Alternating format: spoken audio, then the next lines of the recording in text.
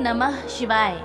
भगवान शिव की लीला बहुत ही अद्भुत और दयालु है। जो भी भक्त सच्चे मन से उनकी शरण में जाता है, भोलेनाथ उसके सारे दुख दूर कर देते हैं। सोमवार के दिन पड़ने वाला प्रदोष व्रत बहुत ही चमत्कारी होता है।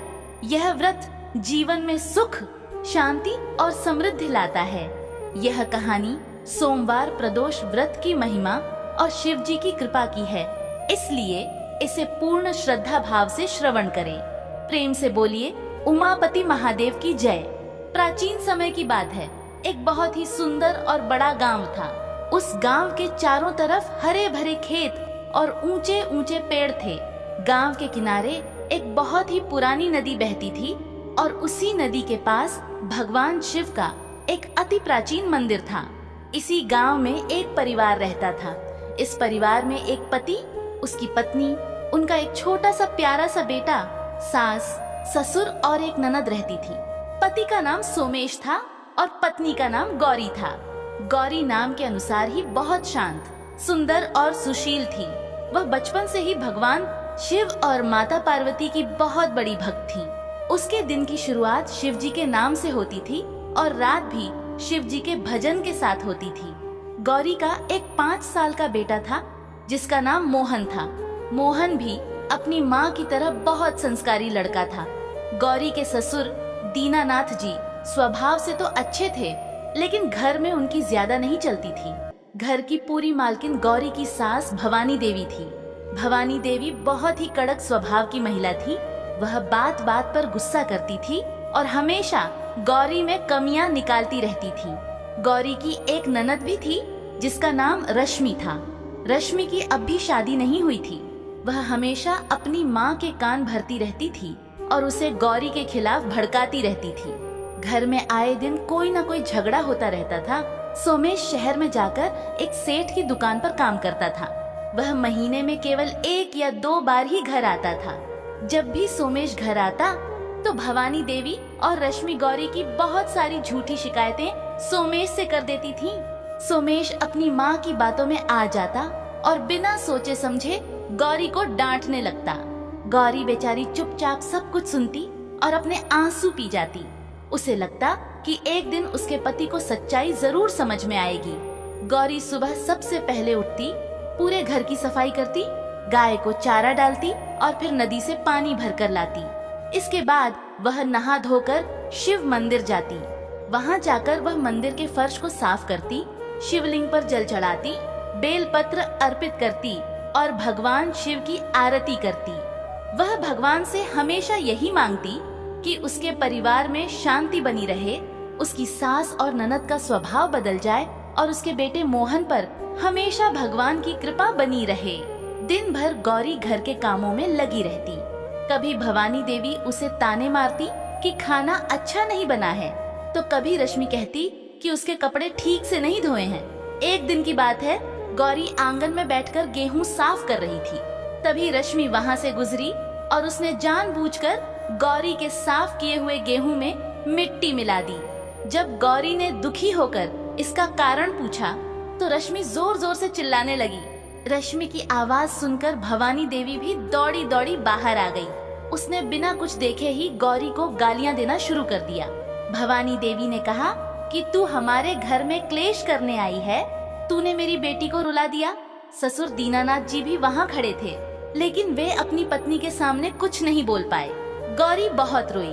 उसका छोटा बेटा मोहन दौड़कर अपनी माँ के पास आया और अपनी छोटी छोटी हथेलियों से अपनी माँ के आंसू पोंछने लगा। मोहन ने कहा, माँ तुम मत रो, भगवान सब देख रहे हैं। बेटे की बात सुनकर गौरी को थोड़ी हिम्मत मिली। वह उठी और अपने कमरे में जाकर भगवान शिव की तस्वीर के सामने हाथ जोड़कर खड़ी हो गई। उसने रोते हुए कहा, हे भोलेनाथ, हे डमरू वाले, मुझसे ऐसी कौन सी गलती हो गई है जिसकी मुझे इतनी बड़ी सजा मिल रही है। मैं दिन रात इस घर की सेवा करती हूँ, फिर भी मुझे सिर्फ ताने और अपमान ही मिलता है। मेरे पति भी मुझ पर विश्वास नहीं करते। अब आप ही मेरा सहारा हैं। तभी गौरी को गांव के एक बुजुर्ग पंडित जी की बात याद आई। पंडित जी ने एक बार प्रवचन में बताया था कि जो भी स्त्री अपने घर की सुख शांति और परिवार की भलाई के लिए सोमवार का प्रदोष व्रत पूरी श्रद्धा से करती है, भगवान शिव उसकी हर मनोकामना बहुत जल्दी पूरी करते हैं। पंडित जी ने बताया था कि प्रदोष व्रत में शाम के समय जब दिन ढल रहा हो और रात शुरू होने वाली हो, उस समय शिव जी की पूजा का सबसे ज्यादा फल मिलता है। गौरी ने उसी पल यह निश्चय कर लिया कि वह आने वाले सोमवार को प्रदोष व्रत जरूर करेगी। वह अपने मन में पक्का इरादा कर चुकी थी कि चाहे जो भी परेशानी आए, वह इस व्रत को पूरे नियम और निष्ठा के साथ करेगी। कुछ दिन बाद सोमवार का दिन आया। उस दिन प्रदोष तिथि भी पड़ रही थी। गौरी ने सुबह सूरज निकलने से पहले ही स्नान कर लिया। उसने साफ कपड़े पहने और भगवान शिव के सामने खड़े होकर हाथ जोड़कर अपने व्रत का संकल्प लिया। उसने मन ही मन कहा, हे प्रभु, आज मैंने आपके लिए निराहार व्रत रखा है। मेरे इस व्रत को स्वीकार करें और मेरे परिवार में प्रेम और शांति भर दें। भवानी देवी को जब पता चला कि गौरी ने व्रत रखा है तो उसे बहुत गुस्सा आया। उसने सोचा कि यह व्रत के बहाने काम से बचना चाहती है, इसलिए भवानी देवी ने उस दिन गौरी को और भी ज्यादा काम दे दिया। उसने गौरी को लकड़ियां काटने के लिए कहा, भारी भारी बर्तन धोने को दिए और घर के ऊपर छत पर भारी सामान चढ़ाने को कहा। गौरी भूखी प्यासी थी, लेकिन उसके होठों पर लगातार ओम नमः शिवाय का जाप चल रहा था। शिव जी के नाम में इतनी शक्ति थी कि गौरी को कोई थकान महसूस नहीं हो रही थी। वह मुस्कुराते हुए सारा काम करती रही। भवानी देवी और रश्मि यह देखकर बहुत हैरान थीं कि यह दिन भर से भूखी है, फिर भी इतना काम कैसे कर रही है और इसके चेहरे पर इतना तेज कैसे है। देखते ही देखते दिन ढलने लगा। सूरज पश्चिम की ओर डूबने की तैयारी कर रहा था। यही वह समय था जिसे प्रदोष काल कहा जाता है। गौरी ने फिर से स्नान किया और एक साफ धुली हुई साड़ी पहनी।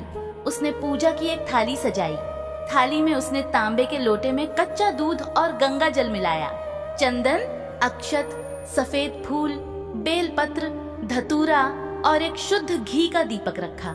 गौरी जब मंदिर जाने के लिए निकली तो उसका छोटा बेटा मोहन भी उसके पीछे पीछे चलने लगा। मोहन बोला, माँ, मैं भी आपके साथ भोलेनाथ के दर्शन करने जाऊंगा।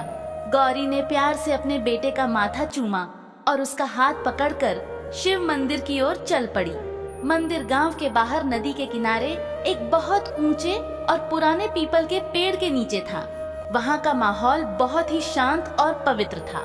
जब गौरी और मोहन मंदिर के अंदर पहुँचे तो वहाँ का नजारा देखकर गौरी एक पल के लिए घबरा गई।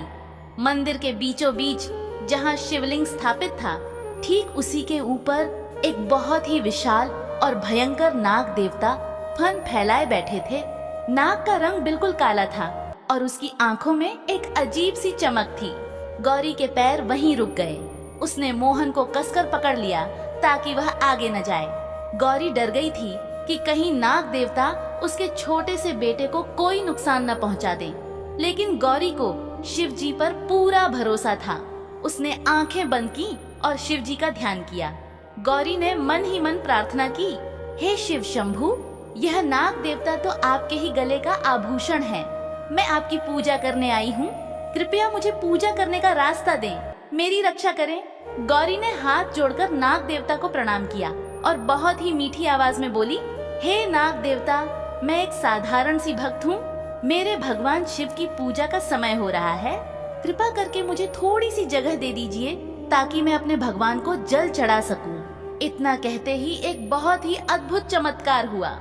वह विशाल नाग देवता जो इतने गुस्से में लग रहे थे, अचानक शांत हो गए। उन्होंने अपना फन नीचे कर लिया और धीरे धीरे सरकते हुए शिवलिंग के ऊपर से हटकर पास ही एक कोने में जाकर कुंडली मार कर बैठ गए। ऐसा लग रहा था जैसे वे खुद भगवान शिव की पूजा देखने के लिए वहां बैठे हों। गौरी की आंखों में आंसू आ गए। उसे विश्वास हो गया कि भगवान शिव उसकी भक्ति से प्रसन्न हैं और उन्होंने ही इस नाग देवता को शांत किया है। गौरी ने आगे बढ़कर सबसे पहले शिवलिंग को साफ पानी से नहलाया। फिर उसने पूरी श्रद्धा के साथ दूध और गंगा जल चढ़ाया। उसने शिवलिंग पर चंदन का लेप किया, सफेद फूल चढ़ाए और एक एक करके बेलपत्र ओम नमः शिवाय बोलते हुए अर्पित किए। मोहन भी अपनी माँ के पास खड़ा था। वह भी अपनी तोतली आवाज में ओम नमः शिवाय बोल रहा था। गौरी ने घी का दीपक जलाया और भगवान शिव की बहुत ही सुंदर आरती की। धूप और दीप की खुशबू से पूरा मंदिर महक उठा था। कोने में बैठे नाग देवता बिल्कुल शांत होकर यह सब देख रहे थे। पूजा खत्म करने के बाद गौरी ने अपने दोनों हाथ जोड़े और अपनी आंखें बंद करके बहुत ही सच्चे मन से प्रार्थना करने लगी। उसने कहा, हे देवाधिदेव महादेव, आप तो अंतर्यामी हैं। आप सब जानते हैं मेरे घर में बहुत कलह रहता है। मेरी सास और ननद मुझसे बहुत नाराज रहती हैं। मेरे पति भी मेरी बात नहीं सुनते। मैं किसी का बुरा नहीं चाहती। हे भोलेनाथ, मेरे परिवार को सद्बुद्धि दें। मेरे घर में प्रेम और शांति लाएं। मेरी सास और ननद के मन से मेरे लिए कड़ुवाहट निकाल दें। मेरे पति को सही रास्ता दिखाएं और मेरे इस छोटे से बेटे मोहन की हमेशा रक्षा करें। गौरी बहुत देर तक भगवान के सामने रो रो कर प्रार्थना करती रही। उसका मन बहुत हल्का हो गया था। उसे ऐसा लग रहा था जैसे भगवान शिव ने खुद उसके सिर पर हाथ रखकर उसे आशीर्वाद दे दिया हो। प्रार्थना करने के बाद गौरी ने प्रसाद उठाया और अपने बेटे मोहन को दिया। फिर उसने वह प्रसाद नाग देवता के सामने भी थोड़ी दूरी पर रख दिया। इसके बाद गौरी ने शिवलिंग की परिक्रमा की और भगवान को आखिरी बार प्रणाम करके वापस मुड़ी। जैसे ही गौरी मुड़ी और उसने मोहन को चलने के लिए कहा, उसकी नजर फिर से नाग देवता पर पड़ी। नाग देवता अपनी जगह से आगे बढ़ चुके थे और वे बिल्कुल मोहन के पैरों के पास आ गए थे। गौरी की सांसें एक पल के लिए अटक गईं। वह डर के मारे कुछ बोल नहीं पाई। नाग देवता ने अपना फन उठाया और मोहन की तरफ देखने लगे। मोहन बिल्कुल भी नहीं डरा। वह एक बहुत ही मासूम सी मुस्कान के साथ नाग देवता को देखने लगा। तभी नाग देवता ने बहुत ही आराम से अपना फन मोहन के सिर के ऊपर ऐसे रखा जैसे वे उसे आशीर्वाद दे रहे हों। इसके बाद नाग देवता वहां से तेजी से सरकते हुए मंदिर के पीछे बने हुए जंगल में चले गए और गायब हो गए। गौरी भागकर मोहन के पास आई और उसे गले से लगा लिया। वह समझ गई थी कि भगवान शिव ने नाग देवता के रूप में उसके बेटे को साक्षात अपना आशीर्वाद दिया है।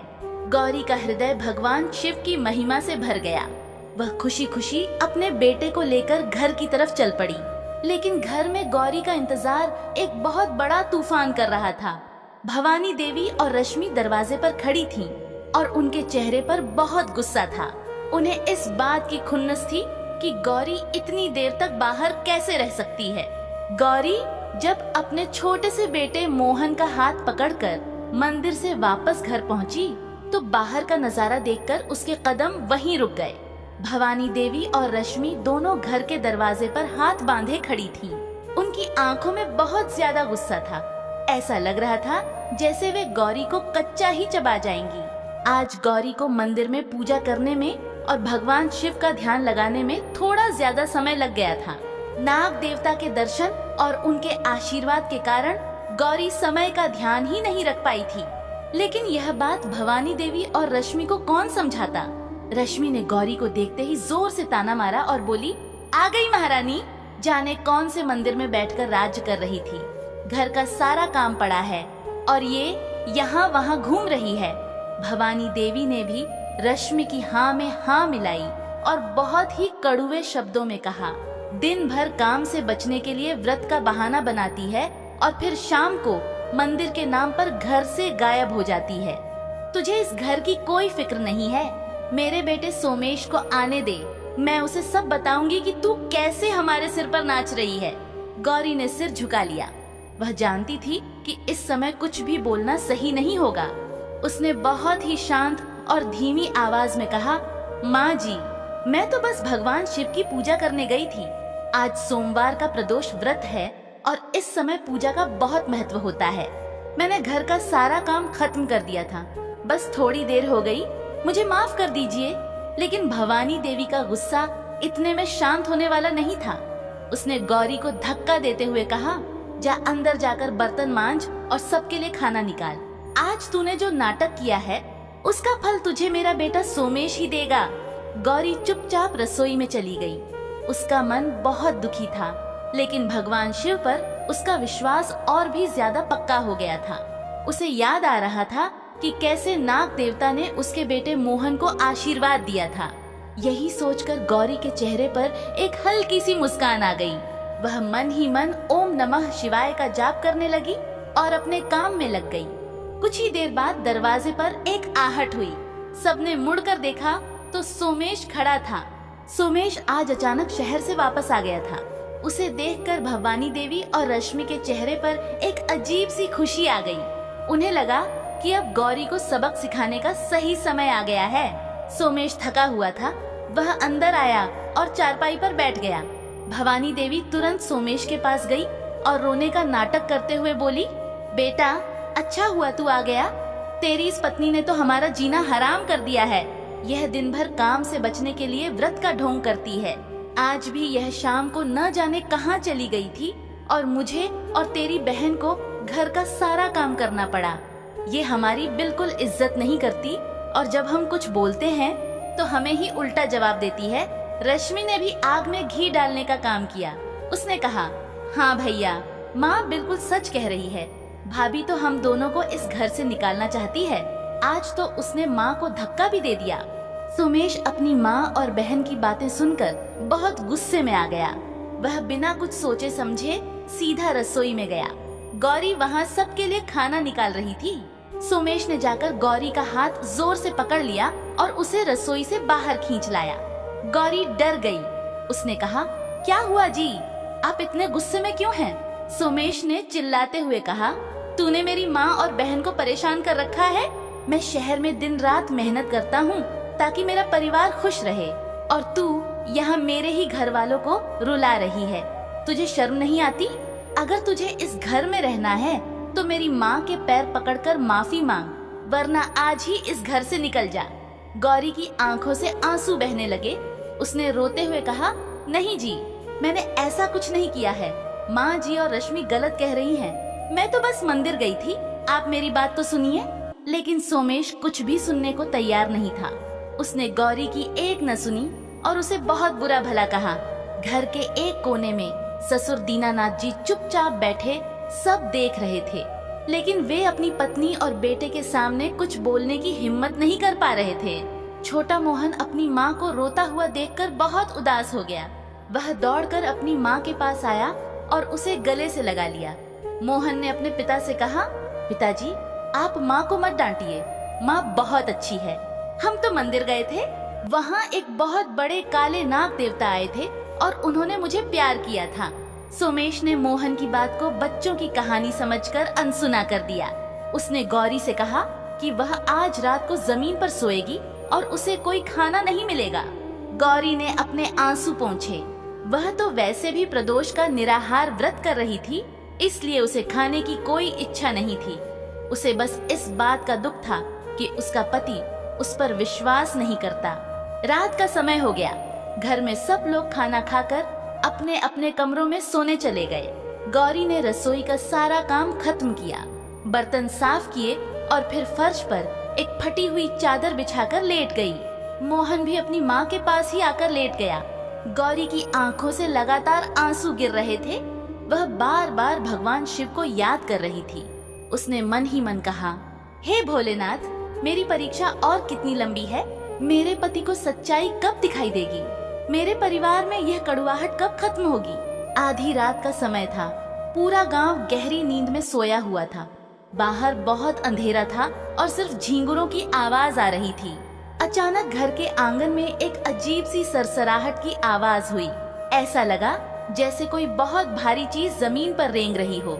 यह वही विशाल और भयंकर नाग देवता थे जो शाम को मंदिर में शिवलिंग के ऊपर बैठे थे।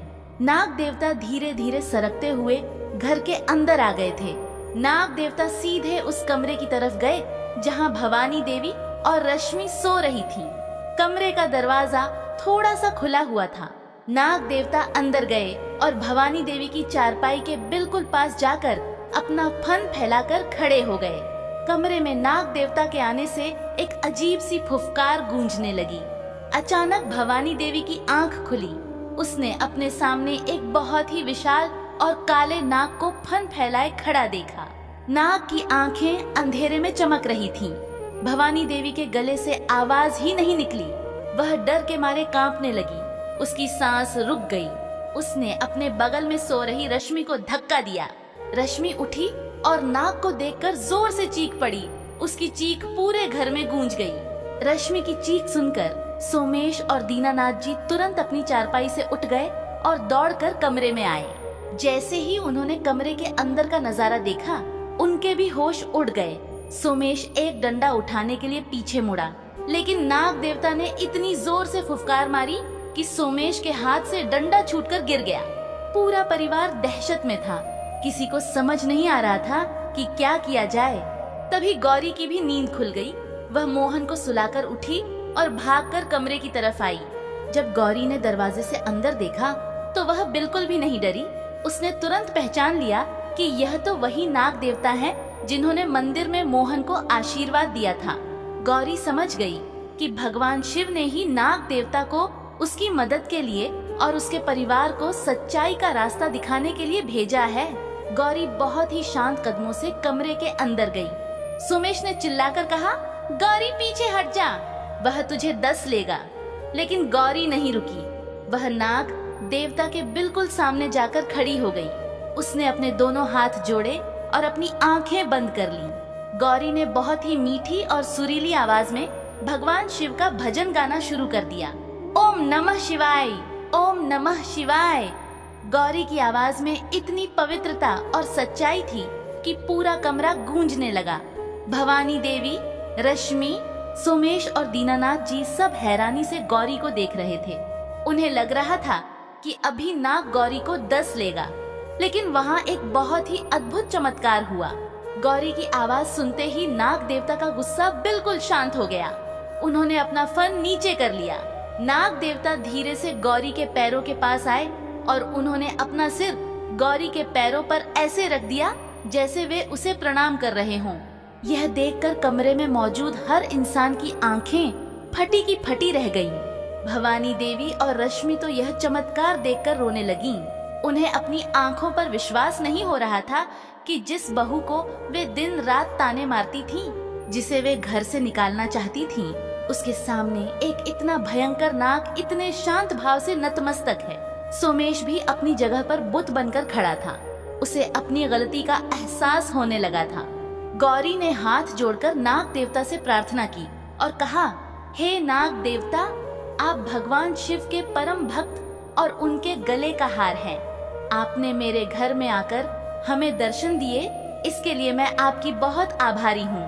कृपा करके मेरे परिवार को क्षमा कर दीजिए और हमें अपना आशीर्वाद दीजिए। गौरी की बात सुनकर नाग देवता ने एक बार फिर अपना फन उठाया। उन्होंने गौरी, सोमेश, भवानी देवी, रश्मि और दीनानाथ जी की तरफ देखा। ऐसा लगा जैसे उनकी आंखों में एक बहुत ही गहरी शांति और संदेश था। इसके बाद नाग देवता धीरे धीरे सरकते हुए कमरे से बाहर निकले और आंगन से होते हुए अंधेरे में गायब हो गए। नाग देवता के जाने के बाद कमरे में एकदम सन्नाटा छा गया। कोई कुछ नहीं बोल पा रहा था।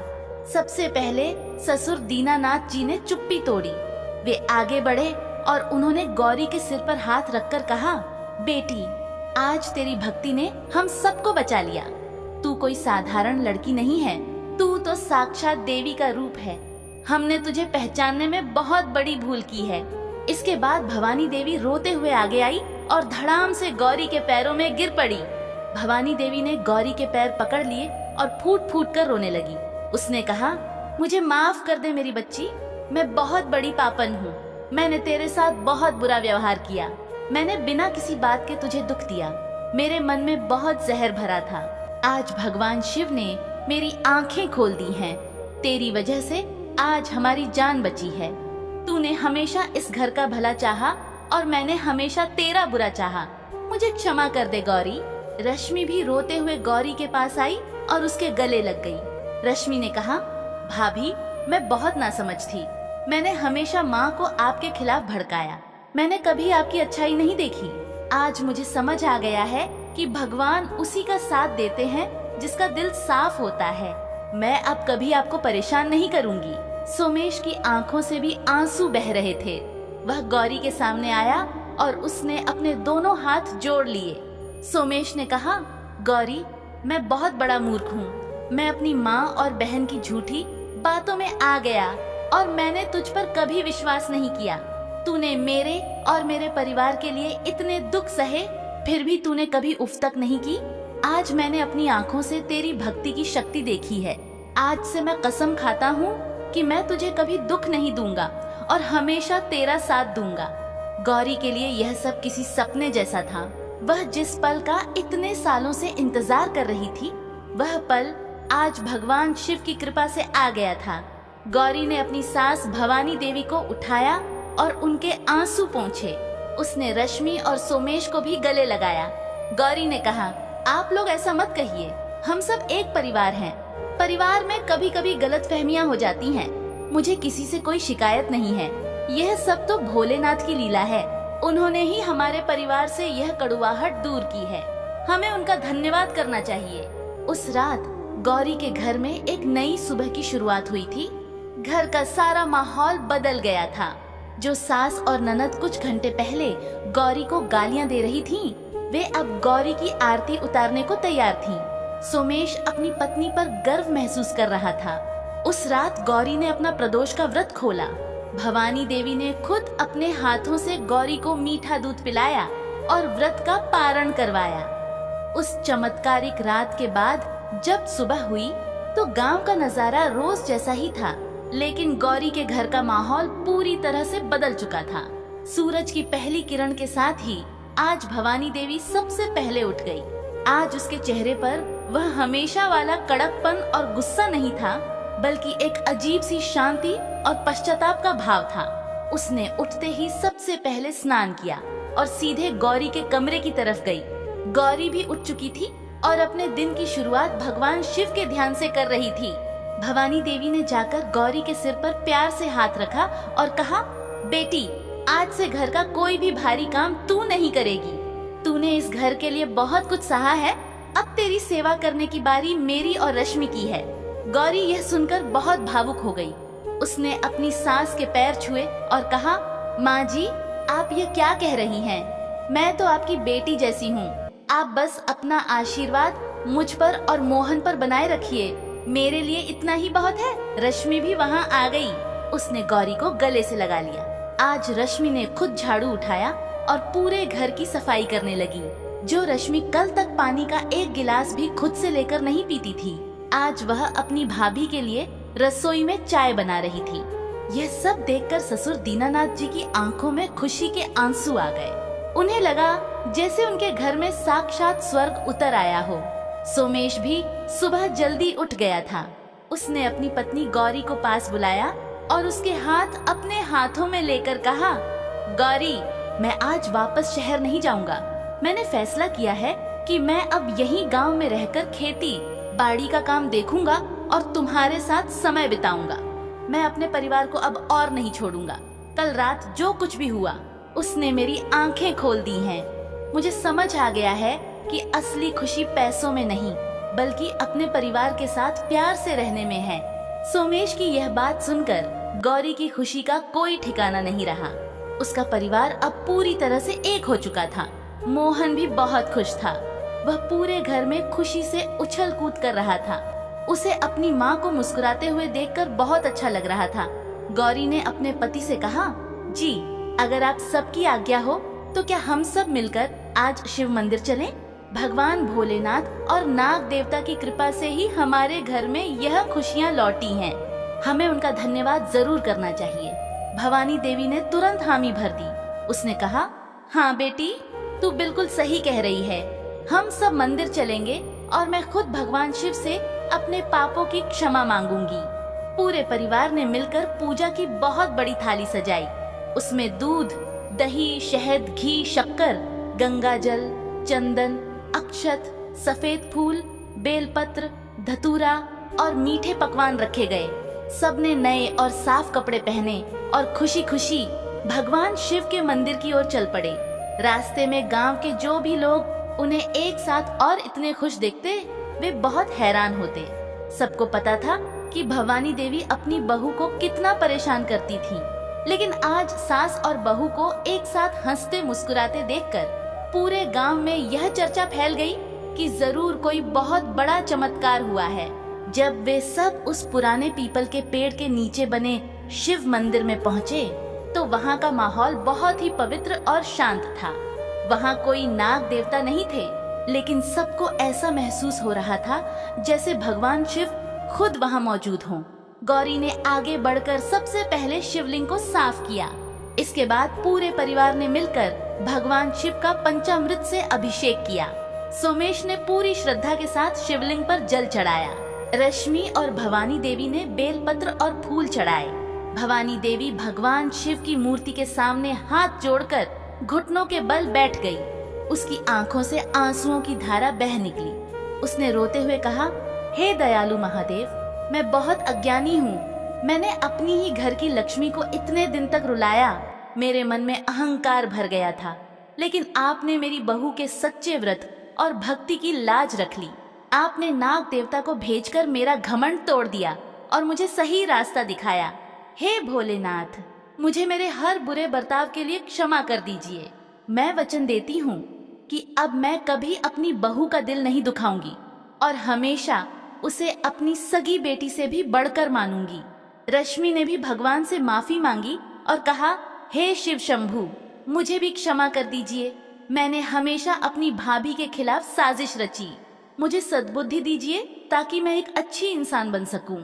सोमेश ने भी भगवान का धन्यवाद किया और अपने परिवार की सुख शांति की प्रार्थना की। छोटा मोहन भगवान शिव को देखकर बहुत ही प्यारी सी मुस्कान के साथ ओम नमः शिवाय का जाप कर रहा था। गौरी ने भगवान शिव की धूप दीप से आरती की। पूरे मंदिर में आरती की मीठी मीठी आवाज गूंजने लगी। जब आरती खत्म हुई तो अचानक एक बहुत ही सुंदर चमत्कार हुआ। शिवलिंग के ऊपर रखा हुआ एक बहुत ही सुंदर सफेद फूल सीधा गौरी की गोद में आ गिरा। यह देखकर वहां मौजूद हर इंसान हैरान रह गया। गांव के जो पुराने पंडित जी वहां पूजा करने आते थे, उन्होंने यह नजारा देखा और बोले, बेटी गौरी, तुम बहुत ही भाग्यशाली हो। भगवान शिव ने साक्षात तुम्हें अपना आशीर्वाद दिया है। यह सफेद फूल इस बात का सबूत है कि भगवान तुम्हारी भक्ति से पूरी तरह से प्रसन्न हैं। तुम्हारे घर में अब कभी कोई दुख नहीं आएगा। पंडित जी ने वहां मौजूद सभी लोगों को सोमवार प्रदोष व्रत की महिमा के बारे में बताया। उन्होंने कहा कि जो भी व्यक्ति, चाहे वह स्त्री हो या पुरुष, सच्चे मन से और बिना किसी छल कपट के सोमवार का प्रदोष व्रत करता है, उसके जीवन से सारी परेशानियां दूर हो जाती हैं। सोमवार का दिन भगवान शिव का होता है और प्रदोष काल में शिव जी की पूजा करने से 100 गुना ज्यादा फल मिलता है। इस व्रत को करने से घर में क्लेश खत्म होता है, धन धान्य की कमी नहीं रहती और इंसान को हर काम में सफलता मिलती है। गौरी ने यह व्रत पूरी निष्ठा से किया और आज उसका फल सबके सामने है। पंडित जी की बातें सुनकर भवानी देवी और रश्मि ने भी यह संकल्प लिया कि वे भी अब से हर सोमवार प्रदोष का व्रत पूरे नियम और श्रद्धा के साथ करेंगी। पूजा खत्म करने के बाद पूरे परिवार ने मंदिर में मौजूद सभी लोगों को प्रसाद बांटा। जो भी प्रसाद खाता वह गौरी के संस्कारों और उसकी भक्ति की तारीफ करता। पूजा के बाद पूरा परिवार खुशी खुशी अपने घर लौट आया। घर आकर सबने मिलकर खाना खाया। उस दिन रसोई में गौरी के साथ भवानी देवी और रश्मि ने भी काम किया। घर में बहुत ही प्यार और हंसी मजाक का माहौल था। सोमेश अपनी पत्नी को खुश देखकर बहुत सुकून महसूस कर रहा था। ससुर दीनानाथ जी भी आराम से अपनी चारपाई पर बैठे भजन गुनगुना रहे थे। दिन बीतते गए और गौरी का घर गांव का सबसे खुशहाल घर बन गया। सोमेश ने गांव में ही एक छोटी सी दुकान खोल ली और खेती का काम भी बहुत अच्छे से करने लगा। उसकी मेहनत और भगवान शिव के आशीर्वाद से उनके घर में पैसों की कोई कमी नहीं रही। भवानी देवी अब पूरे गांव में अपनी बहू गौरी की तारीफ करते नहीं थकती थी। वह सबसे कहती थी कि मेरी बहू तो साक्षात अन्नपूर्णा और घर की लक्ष्मी है। रश्मि की भी शादी एक बहुत ही अच्छे और खाते पीते परिवार में तय हो गई।